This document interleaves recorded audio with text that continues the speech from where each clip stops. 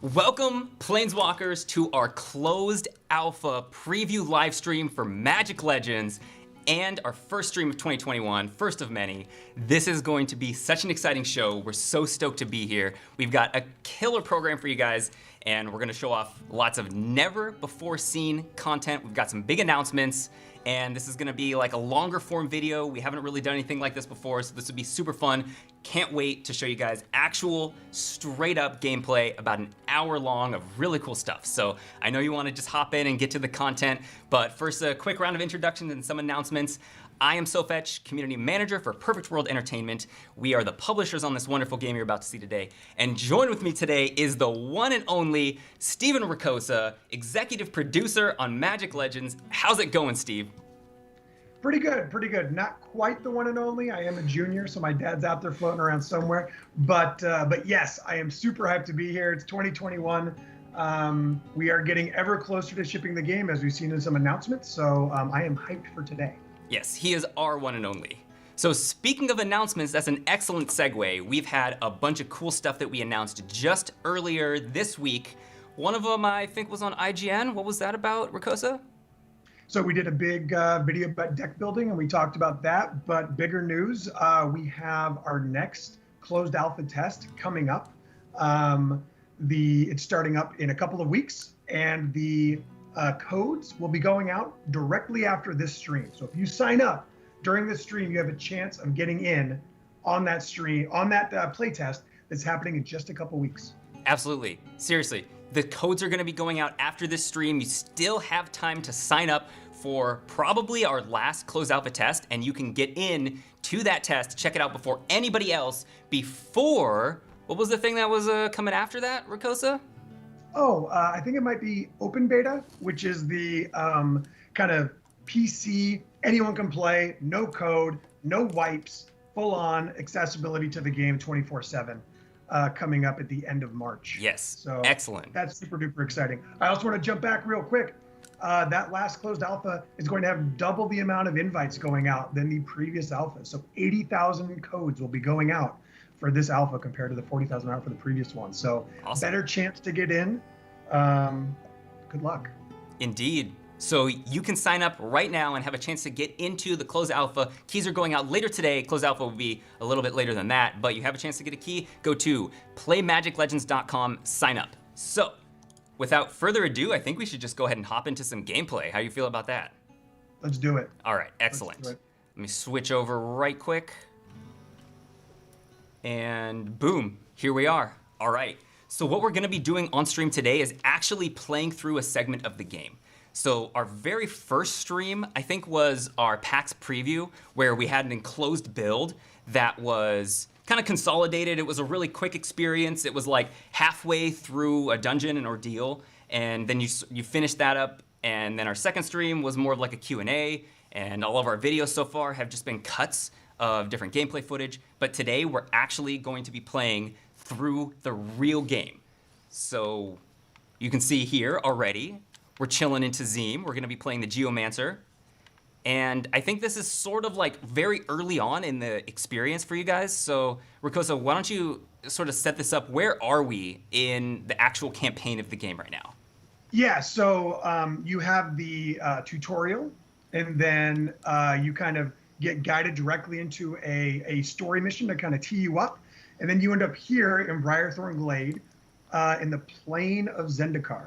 And so you're in the region of Tazeem in Zendikar, and you've kind of, that area that Jared was just in was the kind of social area where you'll see other people, hang out.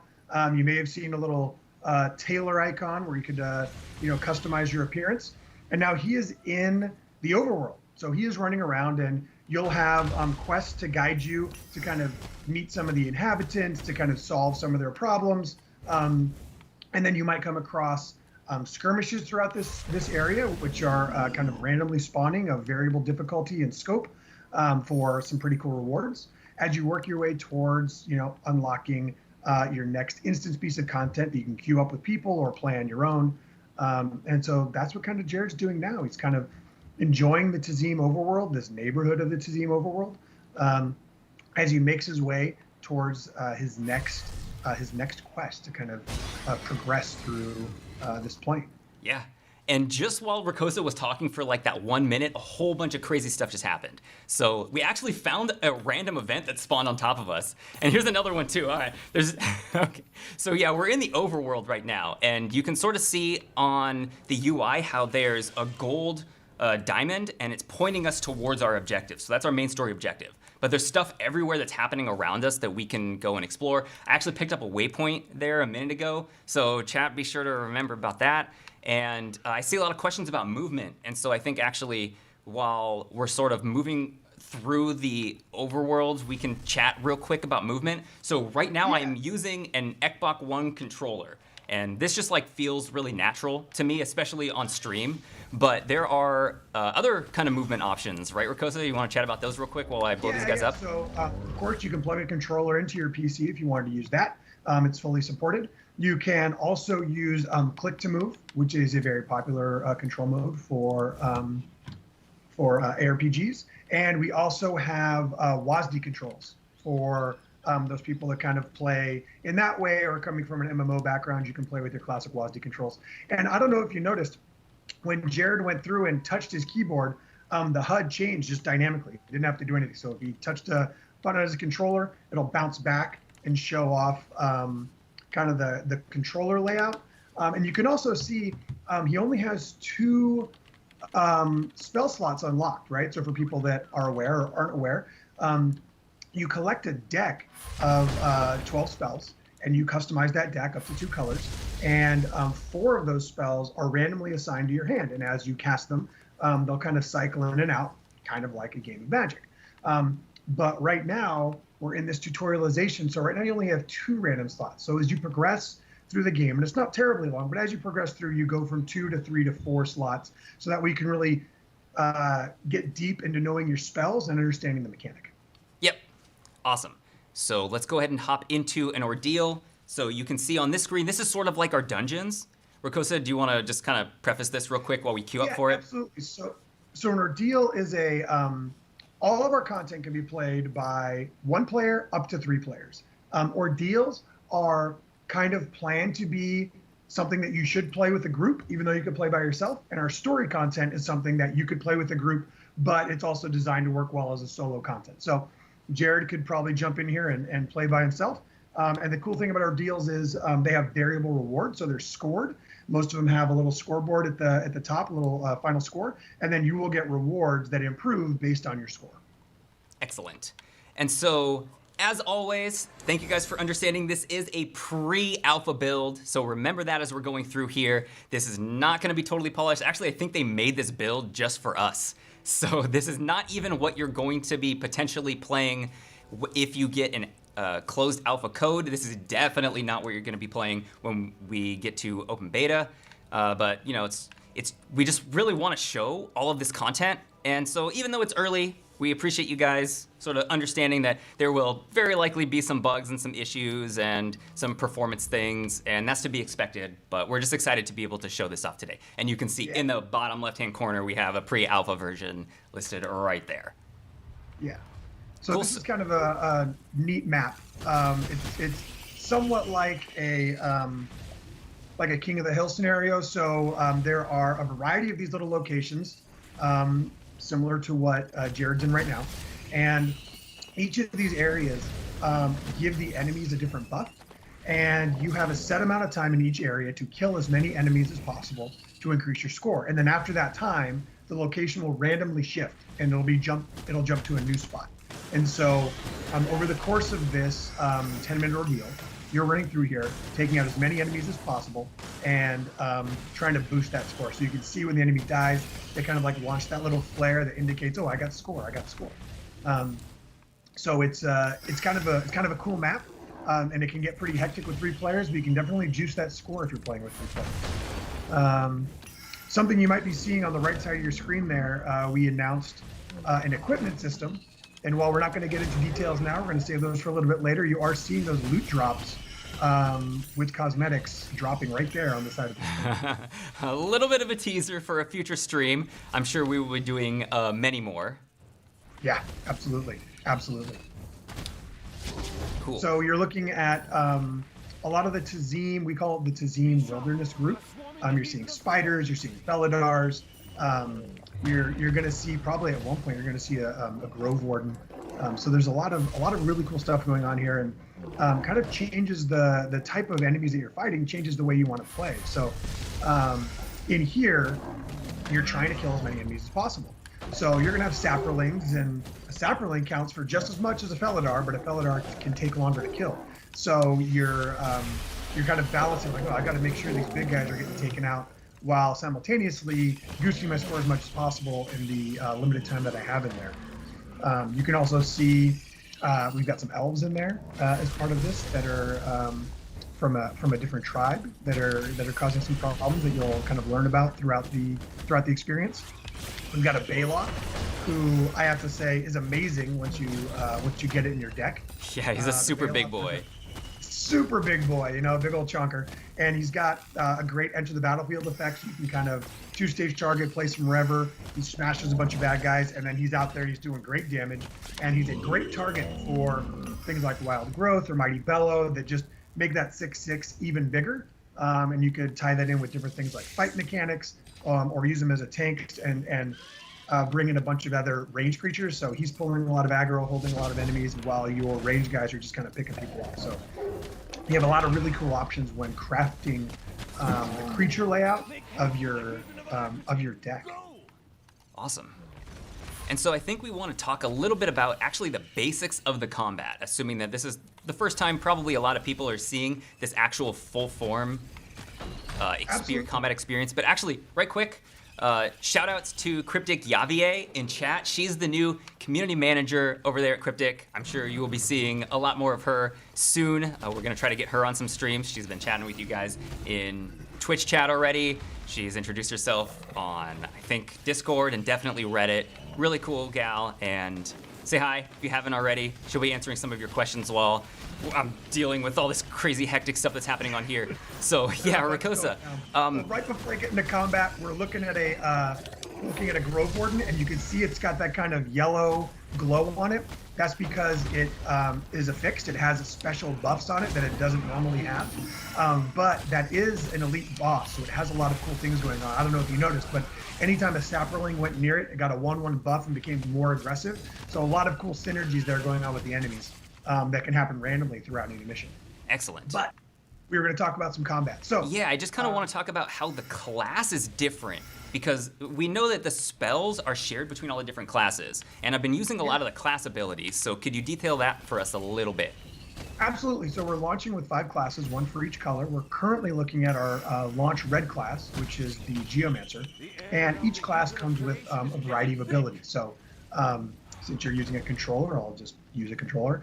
Your right trigger is your primary attack. So for the Geomancer, it's punching, but for the Sanctifier, it's using a staff. So our Geomancer is a melee class, the Sanctifier is our range class, and then we've talked about the Mind Mage before. The Mind Mage is a mid-range class. So that's what your right trigger, your primary ability is. Your right bumper is your secondary ability, and your secondary ability is something that really, in some ways, we think defines your class. So for the Geomancer, it's a huge AoE explosion, which is awesome. But for the Beast Caller, who uses an axe, she throws it in a long line and damages enemies in a huge line, and tags them in a really cool way. So that's a pretty exciting ability. And then you have your utility ability. And on some classes it's movement, some classes it ties into how you play. So the Geomancer here has Furious Leap. And so if you tap your left bumper, you will do a leap, and you will explode when you land after that leap, because you are a Geomancer and you're red, so why wouldn't you explode with lava and rocks when you land? However, the Sanctifier's utility ability does not involve movement, but you kind of kneel down, you become immune to damage, and you heal your allies. And in fact, when you level that ability up, you also heal. You also will res your most powerful creature that died in the last 15 seconds. So that is a really cool kind of gamut of abilities that informs how you want to play your deck, right? So you want to build a deck and try to have synergy with your class. at the same time. So you might have this red Geomancer who does a lot of damage on her own. You might want to give her a bunch of sorceries in your deck, and maybe a few creatures to pull aggro off. Whereas you might want to be far more creature focused with your Sanctifier, because you can heal them, or your Beast Caller, because she's green and because her focus is on creatures, her creatures will have more health and do more damage if you're playing that class. So each class has a different reason to play them, and different synergies with the decks that you're building. Excellent. So I see some people who are very observant in chat noticing that we leveled up, and now we have an extra bar above our health bar. Actually, have we talked about the UI even? Health, mana, spells. So we haven't really talked about it too much. So the blue bar, I'll talk about in just a moment. That's called your spark meter. The green bar is your health. And if you look to the left, there's like this little white bar that's filling over it. The Geomancer, actually, because she's a melee class, builds up temporary health, right? Kind of like rock armor as she's fighting. So it makes her a little more survivable because she has to get in close. And then the bottom bar is your mana bar. And if right now Jared's playing a mono red deck, so the bar is red. But if Jared was playing, let's say, a Boros deck, a red-white deck, which is one of my favorites in the card game and in our game, you'll have it split between red and white. And it is a predetermined mana split based on the number of spells and how expensive mana-wise the spells are that you put in your deck. So if you have a very small number of white spells and a large number of red spells, and you'll see like a 70-30 split of your mana down there, and it will generate at the same rate. It provides a great feel. But to the spark meter that just popped up when you level. Before you hit level 6, your spark meter, when you pull that left trigger, gives you a huge boost of mana for, I think, 5 seconds, and draws a spell directly into your hand. If you can see, he's got some that are kind of missing as he's casting them. You can force a spell draw. And so you can see it eats about a quarter of your bar, but you get that huge mana boost during that time. So you really want to get a bunch of spells out. And so he could do that back to back at this point if you wanted to. Once you reach level 6, you unlock your spark power. And your spark power is unique, somewhat overpowered ability that is for every single class. So for the Geomancer, once you hit level 6, on a controller, you pull both triggers at the same time, and you will turn into a giant, like, lava rock monster. Your primary ability will be this huge punch that has a bunch of knockback. Your right bumper becomes this huge AoE that pulls a bunch of guys towards you, and then you'll do this big rock spike damage. And then your left movement ability becomes a roll. So you get this great play off of, do I want to surge my mana and do more damage with my spells? Or do I want to pull both those triggers and just kind of be this unstoppable force as that meter burns down? The neat thing is, as you kill enemies, it'll naturally go up a little bit, but there's also drops that enemies drop down, and you might see the little planeswalker logo. And so if you pick those up while you are doing your spark power, it will slightly extend it. So it becomes a situation where you want to go through and pick up more of those while you're killing enemies. I'll name one more that's a little bit different. The Mind Mage, who is our blue class, when you spark with that class, you will charm every enemy around you. So you have these little blue tendrils coming from you to all of your enemies, and they'll all start fighting each other. So it becomes this amazing moment where if you have this army out, you pull both triggers, the enemies are fighting each other, your summons are fighting them, and then you have the ability to do this kind of mind shot, just back to back, doing a ton of damage, and really pepper those enemies. It's really useful if you feel overwhelmed. I can't count the number of times that you've been talking about an internal playtest. You're playing a mission like this with 3 players where the enemy count goes up, the difficulty goes up, or you're playing on a higher difficulty mode, and it seems like you're done for. It's like you're not going to get there, you're totally screwed. Someone pops an ultimate ability and completely turns the tide of the battle. And it was great when we kind of came up with this idea, and it was even better once it was implemented. So pretty exciting there. Awesome.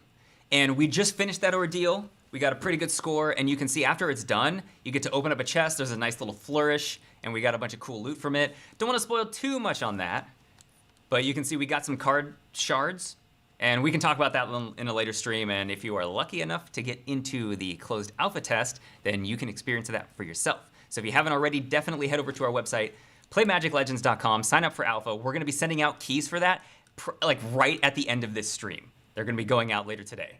So you still have time to sign up if you haven't yet. Yep. They've got their fingers hovering on the button. Grab it, shoot it out right after. Sweet, so we finished that ordeal, which is sort of like a dungeon and instance, and now it teleports us back out to the overworld. So from here, we're just gonna do a little bit of questing. I think this is a cool chance for us. Oh, we leveled up to level 4 too. So check this out. This is where we just were. We were at the Hedron Rush ordeal. This is where we ran from, right here, Briarthorn Glade, and this is where our next quest is. Check out how big this map is. We ran from here to here, and this is how massive Tazeem is. And this is just one of many planes that are going to be available at launch. And if you pull that back even farther, that was just a part of one neighborhood. There are 3 neighborhoods in Tazeem, and they're all themed a little bit differently because we're going to see it pretty soon. Spoiler, kind of the big bad through that area in Tazeem are the merfolk. So you're kind of starting at these upper areas in the trees in Briarthorn Glade, and you're going to work your way down to the coast where the merfolk are. So you start in this very kind of traditional jungle feeling with the waterfalls and, you know, hedrons everywhere. And you're going to work your way down to the coast, and you're going to see tide pools. And there's going to be a lot of really cool differences in the environments. And yeah, it's a huge map full of content to do with other people, right? This is a open social map as well. Yep. And we're actually going to be seeing some of that pretty soon. We're going to be heading down into the second segment. So if you missed it earlier, or if you're just tuning in now, this is still sort of a tutorialized area, but we've passed like the actual instanced tutorial where you learn how to use your abilities and movement, and you start unlocking some of your spells. So now it actually kind of plopped us out into the overworld, and it said, here you go, have fun, do whatever you want, but we're still unlocking things as we go through. And so you see, we started off that ordeal with only 2 spell slots, and now because we've leveled up and we're progressing through the story, we now have 4, and we have a bunch of other abilities that we haven't really shown off yet. So it'll be pretty cool to show those once we actually get to some combat. Yeah, and so over that journey in Tazeem, you're going to be building out your initial 12 spell deck, giving you a chance to learn all your spells. And while we are tutorializing you through Tazeem, it is a full region. You can come back and replay at full difficulty or higher difficulty modes. That's by no means kind of a cast-off region. So you also may have noticed it's a huge region, a lot of running around. If you want to just quest through here, you totally can. But earlier, before we hit Hedron Rush, Jared picked up a fast travel point. There are fast travel points throughout the map. You only have to find them and unlock them once. And once you do, you can find them and fast travel directly to them at any point when you're in this area. So if you want to pop back to Briarthorn Glade, change your costume, or your buddy's logging in, you can go over and meet them there. Or if you just want to bounce around, you're like, oh, I found a skirmish. Like, oh, here's a rare skirmish, and I saw it on the map. I just want to jump to the closest point and do that one instead of running around. That can be part of your play experience as well. Speaking of skirmishes, actually, see this? Should we step in here? I think we have time. I think we can make that work. All right, cool. So let's check this out. So yeah, which one? I gotta see which one this is. You gotta walk into it. Oh, is there someone in there? Is there somebody else playing this? I think there was someone else playing on the show. Oh, okay. Oh, I thought this was just for me. Okay, well that's all right. Just for you. So this is Kill the Start Lurkers. So in this area, this is a major skirmish, which means it's a little more difficult. There are 3 little trees in here, and there are Baloth hiding in the trees. And you want to clear those Baloth out. So how you're doing it is you have to kind of pull aggro and get 3 of these silt lurkers into range and kill them. And when you do, the Baloth comes out because you see like, oh, there's some a free meal there, and you're going to take them out. So there are 3 in the area to do this to, in this tight little area, and then you've cleared the area. So you get some pretty cool rewards, and this is something that, you know, Jared's doing this by himself, but he ran across that tester that was in here playing. They could have done this together. They could have just stayed in there and cleared this area out, and it would have scaled for them. So you can get people to just like, you're running around in an overworld, like, oh, they're doing that skirmish, I'm going to jump in and do that skirmish with them. So it makes for a very dynamic experience, but it's also really good rewards, right? So each of our types of content kind of focus on different rewards, even though you always get a little bit of everything. And it becomes a fun place to kind of quest especially when you're looking for specific types of rewards. If you're looking for green spells, for example, questing around a Tazeem is a smart thing to do. Excellent. And so something else I don't think we've really touched on is how the classes themselves upgrade. So it's not just the spark power that you get, but because I think we hit level 4, now our basic combo, so I'm just like holding right trigger, our basic combo is improved. And now when I do the 1, 2, 3, 4 with the uppercut now shoots out like a rock, a spine, earthy spine. A spike. So yeah, so that's great. So we're gonna talk about that. You saw that you kind of unlocked a little bit where you're, we got your spark meter, but you're also going to level up each of your primary, secondary, and utility abilities. And as Jared definitely mentioned, your combo now has this like spike uppercut at the end. Another one that's great is your left bumper. You'll get a second jump, so you'll build up 2 charges, and you can leap back to back, which is amazing for this class. I love to kind of leap into a group of enemies, pop off some AoEs, maybe drop a creature to pull aggro, and then leap right out of there. So that's awesome. And then as you progress deeper, you're also going to be unlocking kind of passive abilities that really lean into the class. So for example, red is all about damage, chaos, and the Geomancer really specializes in casting damaging sorceries. So as you progress and unlock those passive abilities, a damage sorcery at the exact same level that's cast by the Geomancer will do more damage than a damage sorcery that is cast by a Sanctifier, even though the spells are the same level. The other side of that is a healing spell that's cast by a Sanctifier will heal more than the exact same spell at the exact same level that's cast by the Geomancer. So there's trade-offs where the higher you get in progression, the deeper you lean into what you're strong at. And then all of that culminates in a trait. And the trait, once it's unlocked, is something you can take to any class. So you have 3 trait slots. And so once you max out 3 classes, you fill those out. But once you've maxed out more classes than that, you have to choose which trait you want to have. And they're all kind of interesting abilities. So the trait for the Geomancer is because you're in there and you're punching and you're in the middle of the guys all the time, if you die in combat, you will immediately pop back up with 50% health. That takes, I think, 3 minutes to recharge, but that's something you could have access to on any other class once you've unlocked it, right? So it's a pretty cool feature. There's a lot to kind of level up and unlock, but the goal of these classes isn't that, oh, I rolled a Geomancer. If you want to play a Sanctifier, I better log out, create a new tune, and then play a Sanctifier. Your Planeswalker can play as any class. A class is just part of your loadout. So you've been playing, you've been collecting spells, you've been leveling up spells, you've completed the tutorial region and a couple of others. And so now, maybe I want to feel like playing a Sanctifier. So, you're halfway leveling on your Geomancer, now you can play as a Sanctifier. And the cool thing is your Sanctifier might be level 1, but you still have all the spells you've collected. They're all the same level because they're on the same character, just part of the loadout. So it makes it very easy to play and level all of the classes that we have in the game, and then collect all of those traits. And then it gives you a little extra customizability for how you like to play. It's like, oh, I really like the healing and the range damage of my Sanctifier, but I want to run a blue-black deck because I feel like I like being at range and I like having those synergies in those spells.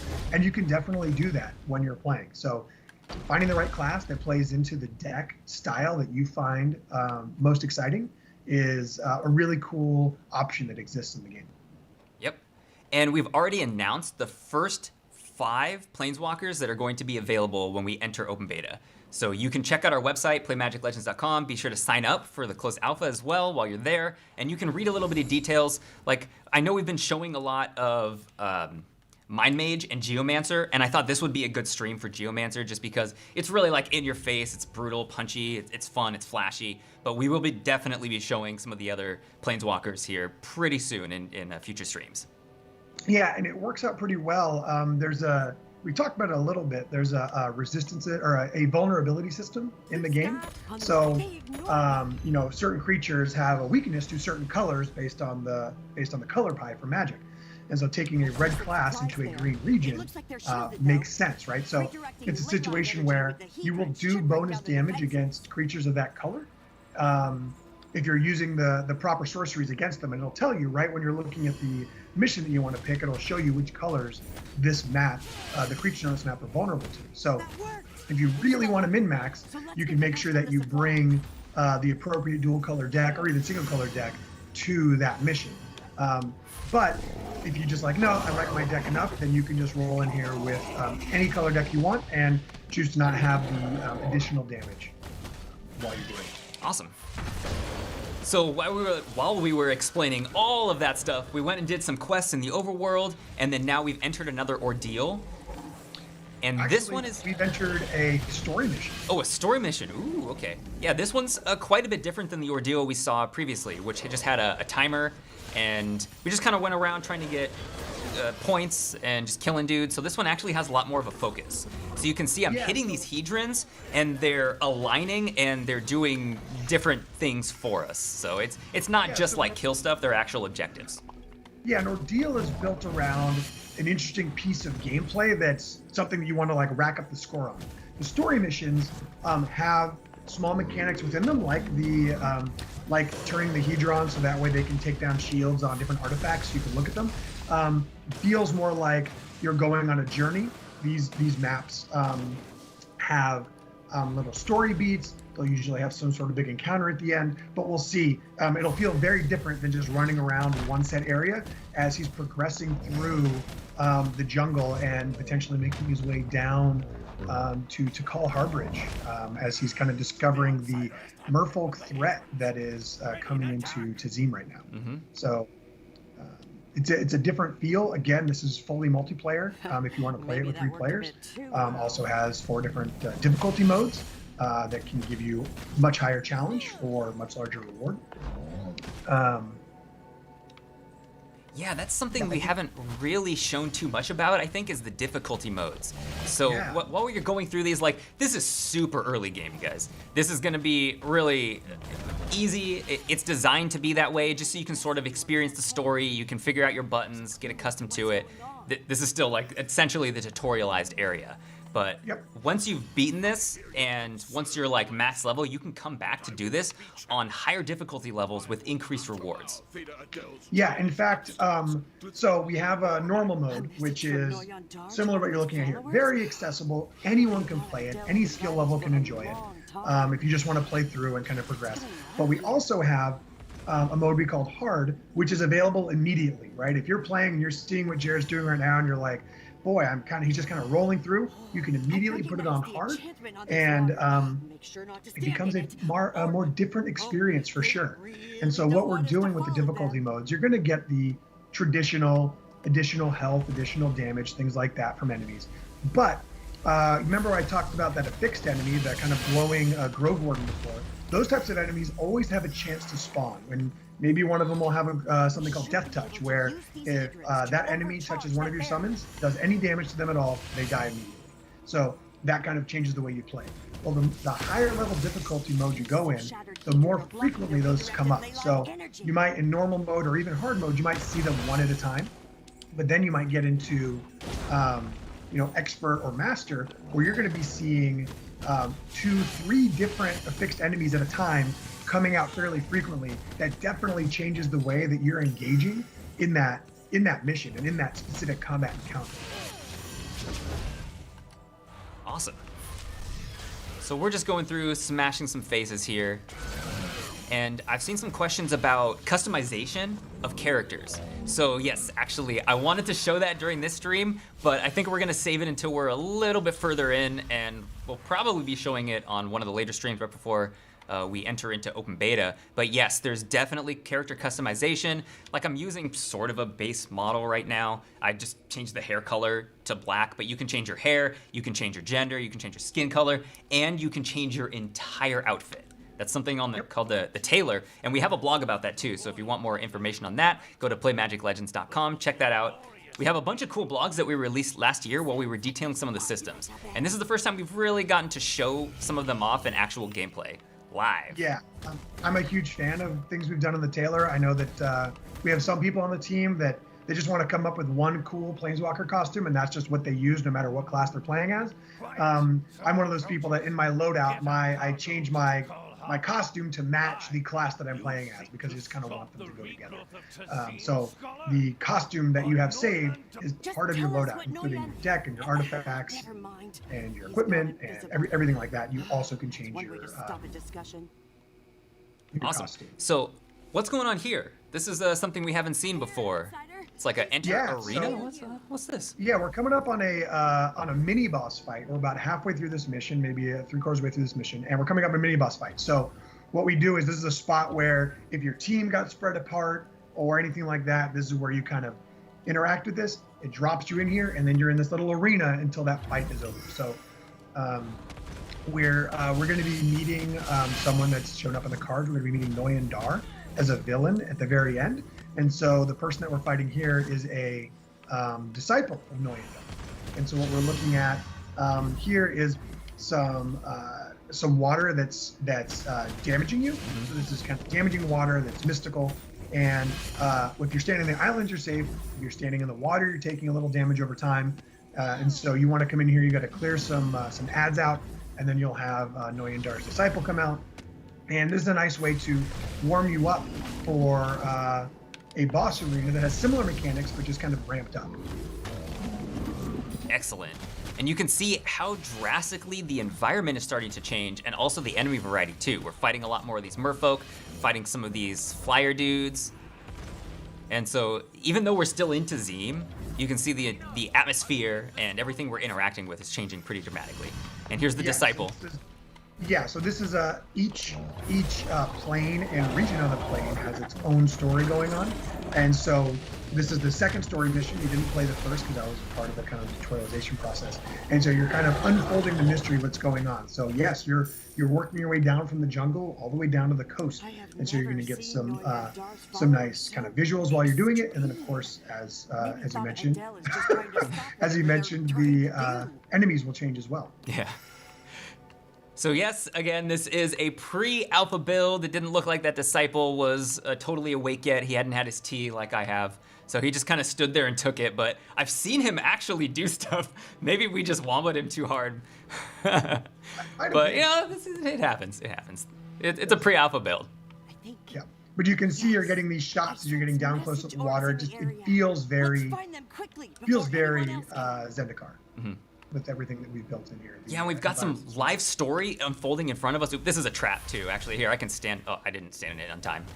My elite gamer skills prevented me from getting hit by this. But there are like little environmental things. See, I stood in that root trap and it rooted me and also all of the summons here. See, I can't move. It's got like a little red X below your character to indicate that you are rooted.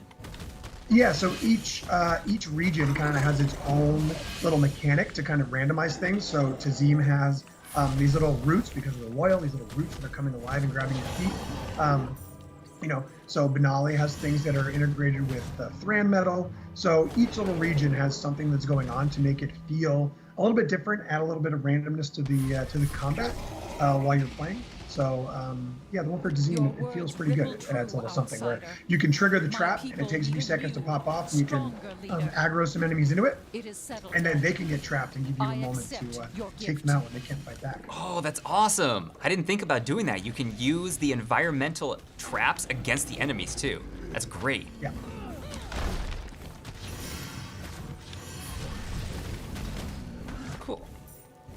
And while we're going through a version of the Green Warden that wasn't affixed, that wasn't powered up, and then we've got, first time we've seen this on here, we got a Sphinx.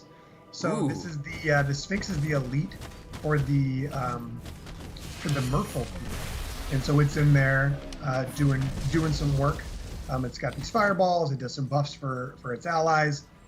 It's a pretty cool looking creature. They did some good work on it, and of course, anything you fight as these creatures can also be a summon. So you can eventually find and collect that Sphinx card either from drops or from playing missions, and drop it in your deck if you want to run a blue deck mana or any sort of blue deck. That's awesome. We made pretty quick work of him. We had all of our summons out, and we had full mana, and I was able to just dump all my spells into him. Yeah, and again, we're playing on normal, which is super accessible for everybody. And yeah, it's kind of this ebb and flow where you have all your creatures out and you're kind of rolling, and then you lose some or your mana's low and you're in trouble. Jared's also been playing this for years. Yeah, I have been playing this for about 2 years now, and you know I always do some stream tests to make sure that everything works. So I've been through this a couple times already. Yep. So I am proficient at this game, as it were. Yeah. And we can see some of the story unfolding in front of us as well, as we're just kind of running through. It's fully voiced, and you get the little dialogue at the bottom. You see some popular characters in the MTG universe. Yeah, and so in this specific area, we're kind of ramping up that Hedron mechanic. You've got to point the Hedrons at the water wall to kind of tear it down. Some of them have other Hedrons in the way. You've got these enemies in the way, so you got some things to do so you can get that water wall down and continue your way down to Call Bridge. Yep. And we've got the objective tracker in the top left. We've also got the map in the top right. Yep. So that's helping us sort of keep on track, and then also we have this diamond that's sort of in the top in the middle that points you towards your primary objective. Yep. Keep you heading the right way. Oh yeah, check this out. This is a pretty cool set piece here. So we're moving from the jungle down into the harbor, and the whole environment changes. Yeah, you're getting these great tide pools. Again, that whole third neighborhood of the overworld has this sort of theming. And these enemy groups, so it feels great, kind of traversing from all the way up the trees, all the way down here, and all of our overworlds kind of have that similar flow. Awesome. So while we're coming up to the last boss, I think, mysterious shipment. Sweet. Yeah, while we're coming up to the last boss, I think this is a good time to plug again that you can sign up for our closed alpha test. Keys are going out right after this stream, so now's basically your last chance if you're watching this live. Go to playmagiclegends.com. Be sure to sign up there. Also, we have tons of blogs and stuff if you want more information, and you can follow us on all of our social channels, basically everywhere at Be a Magic Legend. So that's Twitter and Facebook, and also our Discord. Our Discord is pretty active. We like to chat with all of you guys there, and we got a really fun community coming along, and we also have a Reddit. Yeah, this is basically your last chance. We're almost at the end of the stream. Last chance to sign up because keys are going to be going out right after this. And then, of course, we have the open beta, which is going to be launching sometime in March, late March. And that'll be available for everybody. So if you don't get a key this time, you'll definitely be able to play come March. Definitely playing in the end of March. So now you're in a slightly larger arena. Noyan Dar has a shield on, blocking your fun, just like Blue does. And then you've got some enemies out here. You got to take down his shield, as you've been kind of learning throughout the mission. And then he's going to come out and you have to deal with him. And so this is kind of an interesting spot, right? Because you kind of want to get your creatures out to help you, but your creatures might be standing in the water. And so, it becomes this battle of attrition as you're trying to work down his shield and then eventually take him out. Mm-hmm. Yeah, so this is a really cool fight because all the mechanics were introduced to us throughout this instance. And so we've seen all this stuff before. Except for that. That's new. That's a big circle that like bursts with this reef, and if you stand in that, it does a lot of damage. And so as a Geomancer, it's a little bit harder for us too, because you're starting to see these blue spells, right? So that coral that's getting shot up is coming from Noyan Dar. So he's behind his shield, spawning all these little coral like bombs that you need to try and avoid. So Jared needs to go through there and take out those last two Hedrons. They'll get the laser beams, the Hedron beams onto Noyan Dar's shield, and now he's out there so you can try and take him out. Excellent. So now we get to fight the boss proper. Yeah, and it's kind of tough as a Geomancer too, because I have to actually get into melee to do a good bulk of my damage, and all of the ground here is poisonous, so we got to be really careful. And this guy's like CCing me and stunning me, and see, he's using his mechanics there. He teleported right into the water, of course, so I got to see if I can stand on the side. Here, we can get a few of our summons going out. So he's teleporting around. You want to get your summons up, but he's going to be bouncing around the map, doing his damage. He's going to be bringing in adds. So it's pretty cool, but you're right. You generally want to try and stay at range of him and pepper him with ranged sorceries, but you're a melee class and you've got melee sorceries. So this is something that you might not know the first time you play it, but when you're running through and either replaying for extra rewards or what have you, you're like, okay, this is the type of class and deck that I want to use for this specific mission. So I've been using some combos as we're going around here too. We've been talking about so many other things, I think we kind of skipped over that, but there are actual combos that you can do between your cards, and there are some more passive things that you can just sort of make up as you go, as we just blast him. So about midway through that fight, I crit the hell out of this guy. So there are a few spells that that you can use to get increased damage, like fat amounts of damage. And yeah, so there's so Slag Strike, which is on the screen, will crit someone guaranteed that's in the burn state. So you can use certain red spells like Pyroclasm. It sets things on fire, and then anything that is in the burn state, there are certain spells that will crit off of that. So it's guaranteed double damage on that burn state. And so Jared definitely smacked him with that right in the middle of that fight, and you saw that health bar drop pretty far. So here we are picking up our rewards. And then you'll pop back out in Tazeem Overworld, and you're ready to, again, hit that overworld, do some more quests in there, or continue through that Tazeem story.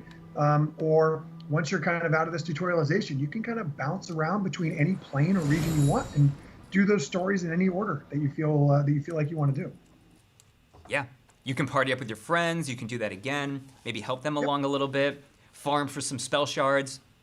Look for some spells that you might not have found yet or unlocked yet. Yeah, getting those drops is huge. And you might say like, oh, because I think we've announced all of our regions, like, oh, let's do that mission in Shiv and let's run around in there. And like, okay, well, now let's go to Gavney. I feel like doing the zombie thing. So you can just bounce around between those, even as you're progressing. You don't have to hit each region in order. Like once you get through Tazeem, you can just bounce around and do each of those however you see fit. You're a planeswalker. Walk some planes. Awesome. And I think we actually have a little bit more time, so we're just going to cruise around the overworld and we'll look for some skirmishes. Yeah. Sweet. Yeah. Get you guys about a full hour of content here. So that pretty much wraps it up for like the story content that we were looking to show today. Again, this is super early on in the game. Oh, here we go. We got a new one right here. Defeat the Grotag goblins and Sporecap spiders. Awesome. Oh, I think so. Something that could be cool. You're level 6, so if we stay out here in the overworld, if you can build up your spark meter, then we can show people the Geomancer spark power. Yeah. Let's totally do that.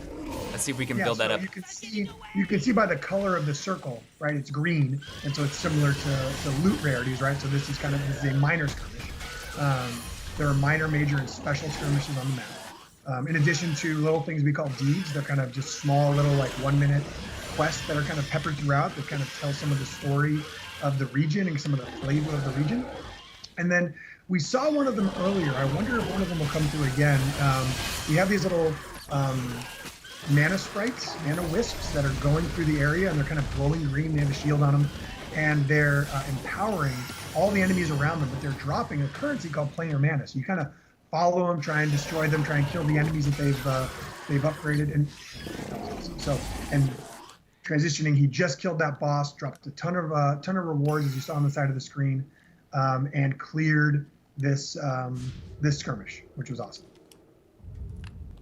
Oops. Okay, we don't want to show that. I want to look at the map though. So, I think just close your eyes real quick, chat. Close your eyes. Don't look. Okay, there we go. All right. It's good. You can open your eyes now. Don't worry about any of that stuff. We'll show that on future streams. I'm just gonna cruise around the map. I think we're gonna go south. Okay. Yeah, so like we were talking about the combo, I was able to pull that off again against the boss. So I strategically saved up my spells so that I was able to just nuke that guy down.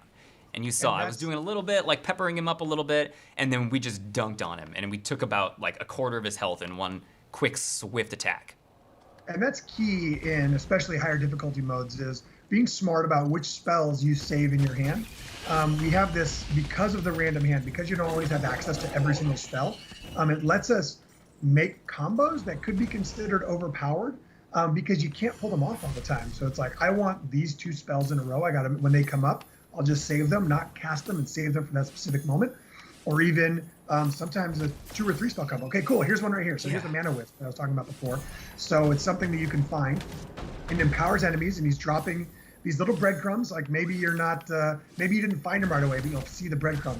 You want to try and take him out, and then he's shielded back up again. And he's going over here. Now these enemies, they have boosted damage, and when they die, they also drop some planar mana. So you're kind of chasing this guy down, and if you leave him alone for too long, he'll disappear. But you really want to finish him off because he drops a bunch of rewards. Then you can pick those up and those are super valuable for progressing your realm, which we talked about in a previous blog. So if you're like, oh man, I really need green mana, green planar mana for my realm to level that up, then you're going to want to run through and hunt around in Tazeem and be on top of those mana lists when they show up. And we were pretty fortunate that there weren't too many enemies around. Because sometimes when you just get mobbed by dudes and you're trying to chase one of them down and you're like, there's just so many things around taking your attention away and they're distracting you and they're CCing you and they're blocking you. So that was, it's being very nice for us on stream today, but usually it's not that easy to chase them down. Yeah, so Jared made it back to that same area where this skirmish was. It popped back up, so that kind of random, it just appeared. But that mana wisp, you might be doing just fine in here, and then it just kind of rolls right through the skirmish you were doing, and it's just like, oh no, because all of a sudden, all those enemies that you were feeling pretty confident with are now empowered, and you're having a tough time. Something else, I think I've been showing it off just because I do it habitually now, but I don't think we've really talked about on stream live, is the 2-stage targeting. So I think we alluded to it earlier, but here I have a chance to show it with Magma Burst. So you can see this this blue cone right here, and I can aim that. So I'm like actively aiming this wherever I want it to go. You can do that with mouse and keyboard too. Yeah, and then so you just hold that wherever you want to go and you let go, and then it fires. So it gives you a chance to precisely point your spell exactly where you want it to go. And if you're holding it down and you decided like, oh, we killed those guys, I don't want to waste it, you can pull your trigger or cast any of your main abilities, your primary abilities, and it'll just deactivate your 2-stage target. So, you know, you perfectly lined up that lava vortex to make sure you hit as many people as possible. You could do that with heals. You could do that with buffs. In fact, we have a buff that's called Mighty Bellow that spreads a +6/6 to anything that's inside of it. So if you had 6 creatures inside of it, then they'll all get +1/+1. If you're able to kind of position it so it's only on your Baloth, then that Baloth will get +6/6, and it'll be a 12/12 for the duration of that spell. So it kind of lets you choose how you want to make that work. Cool. So that 2-stage targeting works in a variety of ways. And I've sort of been sandbagging here because we wanted to get the spark power. So we're gonna go ahead and trigger this right now. Check this out, boom. Yeah, so you know it's ready because that little meter, that little star in the middle popped up. Check this out. Awesome. Everything's dead already, but at least we get to show it off. Yeah, you still get to show it off. So it's super cool, rolling through, guys. You can see it's burning down your spark power, but it just is a game changer when you're in the middle of some hairy stuff. So I'm glad we were able to show that off. I don't think anyone outside of the closed alphas has seen those before. Yeah, definitely. So that almost does it for us, and actually I've been saving another combo here, something that isn't a combo between the cards, but you can sort of make up your own things as you go, you know? So I have Char here, which is on my A button, it's at the bottom. So I can use that to disengage, and then I can use my movement skill to get back in, like this. And I really like doing that. It's so fun, and it does a lot of damage too. And so it sort of distances you, and you can leap out of attacks, and then leap right back into them. So there's a bunch of cool stuff like that you can just sort of make up on the fly. Yeah, Char is great. We've kind of talked about it internally like a double-barreled shotgun, right? It like pushes you back. And so I've actually used it offensively where I'm about to finish off a group and I'll use it to push me into another group and then set off some powers right in there. So it's pretty cool. Yeah, I really like to use it as another movement skill too, because you can just sort of move yourself backwards a little bit. So if you're like trying to run from some dudes or you just want to kite a little bit, then it's awesome for doing that. So sweet, here's our old buddy Noyandar. After we completed that quest. We don't want to spoil too much of the story for you guys. That's why I sort of just been mashing through all the dialogue. So we're back in town, we can continue going, but unfortunately that's all the time we have for today. So we're gonna have to cut the gameplay there. Again, real quick, before you guys are done, definitely go to our website, sign up for our alpha right now because the keys are gonna be going out right after the stream in like 4 minutes. So if you're watching this live, hit up playmagiclegends.com, sign up there, and also be sure to check out all of our social channels. We're gonna be doing a lot more of these. We're gonna have so much more content to show you guys, not just the closed alpha, which will just be a small group of people, but like Ricossa said earlier, 80,000 people for this test, I believe. So that's the biggest one we've done so far. And then in March, we're going to be doing an open beta. So everybody will be able to play. It'll be quite a different experience than what we've seen here today too, because this is just a closed environment. It's, you know, the pre-alpha build even made specifically for us for this stream. So you'll be able to access all of the stuff that will be in the game, all the different classes. You'll be able to access all the different zones, everything. So be looking forward to that.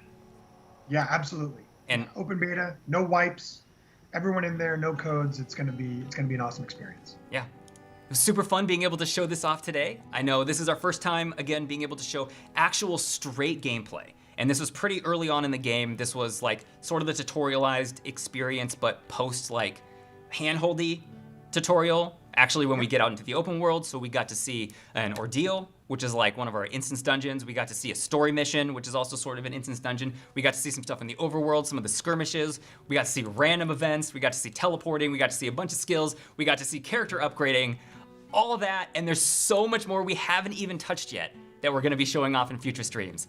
Like we sort of hinted at some of the things like the equipment, which Ricossa talked about very briefly in our most recent dev diary video. So if you haven't seen that, hit up our YouTube channel. We've got it on there. We've also got it on our social channels at Be a Magic Legend. And I think that just about does it. Any closing words, Ricossa? Anything else that we didn't mention during all this content? We talked about a lot. I'm just really excited to finally start showing things off. I'm glad that people know when everyone can get in. I'm excited for the next closed alpha, and I'm looking forward for more people to kind of look at the game and give us that great feedback. Yeah, definitely. Me too. I'm super stoked. It was so fun being able to show this off today. We'll have more great things coming in the future. So again, follow us on our social channels at beamagiclegend.com. We'll be letting you guys know when we're going to be doing the next stream. We'll be letting you know when we have new videos and reveals. We'll have blogs, all sorts of awesome stuff that we can't wait to show you guys. We've been waiting so long, and we're almost there. We're almost at open beta when you will be able to play from your own home whenever you want. It'll be for everybody to play. So I think that about wraps it up. So for myself, everybody at Perfect World, for Ricossa, everybody at Cryptic, we're so happy that you were here to join us for this. Follow us on our social channels. Sign up real quick. You only have like 1 minute left. PlayMagicLegends.com, and we'll see you next time. See you next time. Cool. Wave till we're out. Bye.